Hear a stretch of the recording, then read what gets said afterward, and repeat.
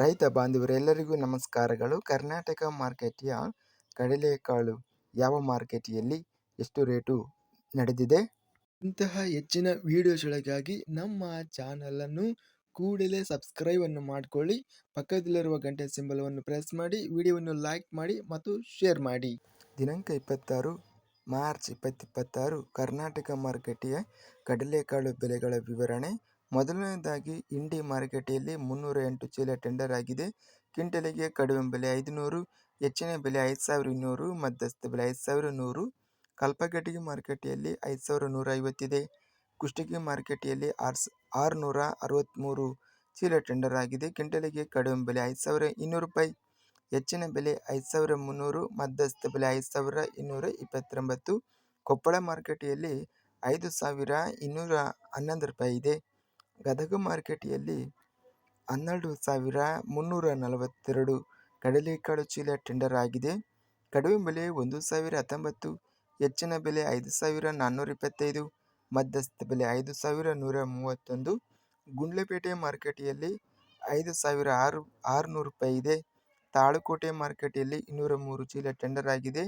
ಕಡಿಮೆ ಬೆಲೆ 4611, ಹೆಚ್ಚಿನ ಬೆಲೆ 5269, ಮಧ್ಯಸ್ಥ ಬೆಲೆ 5147. ಬೆಂಗಳೂರು ಮಾರುಕಟ್ಟೆಯಲ್ಲಿ 1099 ಚೀಲ ಟೆಂಡರ್ ಆಗಿದೆ.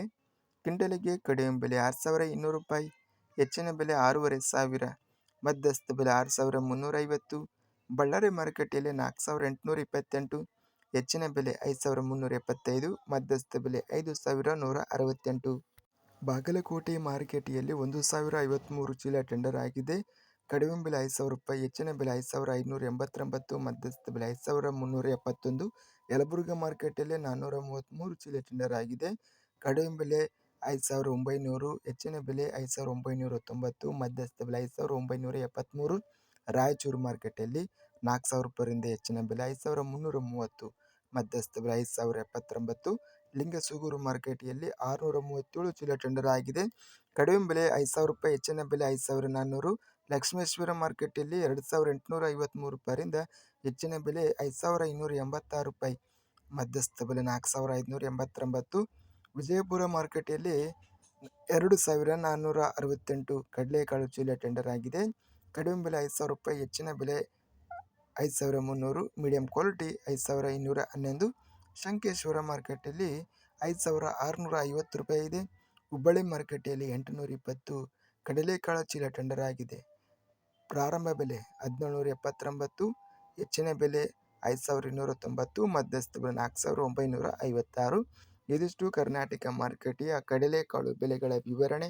ಇಂತಹ ತಾಜಾ ಮಾರುಕಟ್ಟೆಯ ಬೆಲೆಗಳ ವಿವರಣೆಗಾಗಿ ನಮ್ಮ ಚಾನಲನ್ನು ಕೂಡಲೇ ಸಬ್ಸ್ಕ್ರೈಬ್ ಅನ್ನು ಮಾಡಿಕೊಳ್ಳಿ. ಪಕ್ಕದಲ್ಲಿರುವ ಗಂಟೆ ಸಿಂಬಲವನ್ನು ಪ್ರೆಸ್ ಮಾಡಿ. ಹೀಗೆ ಮಾಡಿದರೆ ನಾವು ಅಪ್ಲೋಡ್ ಮಾಡುವ ಪ್ರತಿ ವಿಡಿಯೋಸ್ ಕ್ಷಣದಲ್ಲಿ ನೋಟಿಫಿಕೇಶನ್ ಆಗುತ್ತವೆ. ಈ ವಿಡಿಯೋವನ್ನು ಲೈಕ್ ಮಾಡಿ. ವಿಡಿಯೋವನ್ನು ಲೈಕ್ ಮಾಡುವುದರಿಂದ ಇನ್ನೂ ಹೆಚ್ಚಿನ ರೈತ ಬಾಂಧವರೆಲ್ಲರಿಗೂ ಈ ವಿಡಿಯೋ ತಲುಪುತ್ತದೆ. ಆದ್ದರಿಂದ ವಿಡಿಯೋವನ್ನು ಲೈಕ್ ಮಾಡಿ, ಸ್ನೇಹಿತರಿಗೆ ಮತ್ತು ರೈತ ಬಾಂಧವರಿಗೆ ವಿಡಿಯೋವನ್ನು ಶೇರ್ ಮಾಡಿ. ಧನ್ಯವಾದಗಳು. ಜೈ ಜವಾನ್, ಜೈ ಕಿಸಾನ್.